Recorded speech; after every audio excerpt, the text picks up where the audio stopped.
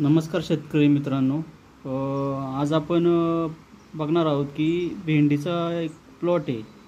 तर शेतकरी दुकानावर त्या भेंडीच्या पाने घेऊन आला होता.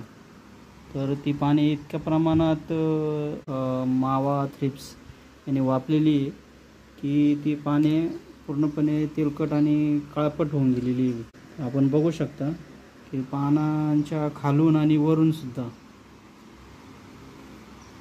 भरपूर प्रमाणात थ्रिप्स आहे आणि पिवळा मावा आहे. तर याच्यामुळे काय होते की पाने निस्तेज होतात. पानातले अन्नद्रव्य शोषून घेतल्यामुळे झाडाची वाढ कमी होते व झाडे निस्तेज होतात.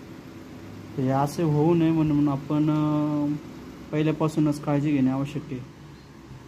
तर हे कशामुळे होते की जास्त प्रमाणात ऊन असल्यामुळे आणि आभाळ येत असल्यामुळे हा प्रादुर्भाव आपल्याला दिसून येतो.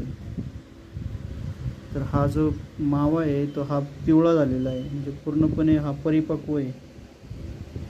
तर याच्यासाठी आपण कीटकनाशक कोणतं मारतो हे महत्त्वाचं आहे. कीटकनाशक मारताना किती लिटरला किती प्रमाण घेतो आहे, किती पंपला किती प्रमाण घेतो आहे महत्त्वाचं आहे. अजून एक की आपण बघू शकता की भेंडीचंच हे तर त्याच्या लहान कळीला सुद्धा माव्याने ग्रासलेले आहे पूर्णपणे. त्याच्यामुळे ती निस्तेज झालेली. तर आपण त्याचा कशा पद्धतीने कंट्रोल करणार आहे ते आपण बघू. तर आपण याला असा प्रादुर्भाव होऊ नये म्हणून आपण योग्य वेळी फवारणी केली पाहिजे की जेणेकरून काळा मावा आणि पाने काळे होणार नाही, तेलकट होणार नाही, याची आपण काळजी घेऊ.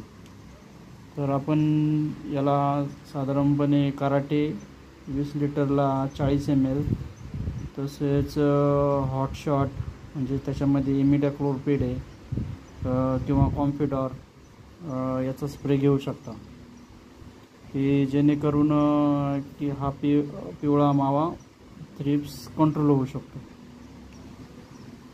तर त्याच्यामध्ये आपण एक 20 लिटरला 10 ते 15 ml त्याच्यामध्येच कॉम्बिनेशनमध्ये नीम ऑइल घेतले 80,000 ppmचे चांगल्या उत्तम प्रकारचे. तर त्याने अजून फरक पडू शकतो. धन्यवाद.